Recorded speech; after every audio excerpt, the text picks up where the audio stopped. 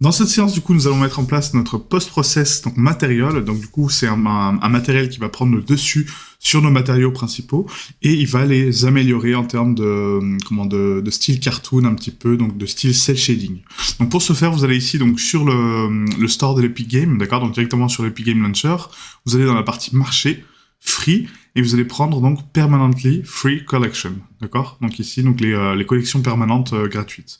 Vous cliquez dessus, et du coup, vous allez arriver donc ici sur une page donc avec plein d'assets donc qui sont gratuits, et vous allez prendre donc la deuxième page, et ici vous avez donc l'Advanced Cell Shader Lite, d'accord, qui est ici.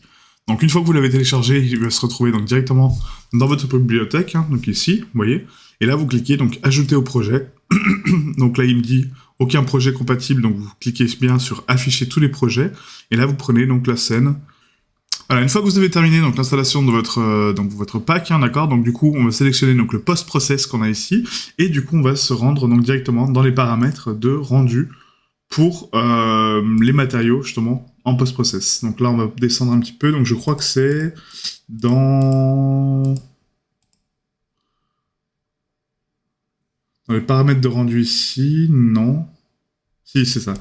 Donc voilà, dans les paramètres de rendu, vous avez ici, donc vous voyez, Array, et donc du coup, on appuie sur le petit plus pour ajouter donc un élément, et là, il nous demande donc qu'est-ce qu'on veut. Donc nous, on va prendre asset référence, et là, on prend donc les cell shaders qui sont ici. Donc vous avez donc un shader pour le low cartoon, un cell shader basique, qui nous donne donc cet effet-là.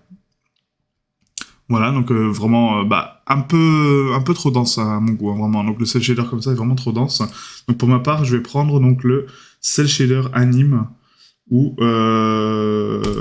Dirt Manga, après ça dépend. Mais le anime, il est vraiment pas mal, quoi. Donc vous laissez charger, hein, vous avez ici donc le contour, c'est-à-dire qu'il n'est pas chargé encore le shader. Et là, tac. Voilà, donc là c'est un peu trop jaune. Ouais, l'effet est sympa, mais c'est un peu trop jaune. Du coup, on va essayer d'autres shaders, hein, du coup, il n'y a pas de souci. Vous en avez pas mal, hein, vraiment, avec ce pack-là, il y en a énormément. Donc, je vous invite à tester vraiment celui qui vous plaît le plus. Pour ma part, ça va être le V2, hein, parce que le V2, je l'avais déjà testé, il est vraiment très très bien. Mais si vous en avez un autre qui vous plaît un petit peu plus, n'hésitez pas à l'utiliser. Hein. Mais pour ma part, moi, ce sera le V2, qui prononce juste un petit peu donc l'outline, et du coup, qui est vraiment sympa, quoi. Donc là, je me rends compte que j'ai un petit bout d'herbe qui vole sur la barrière. Hop, donc je vais recocher juste mon herbe. Erase. Hop, et là, on va supprimer ça. Voilà. Et là, c'est pas trop mal. C'est pas trop mal.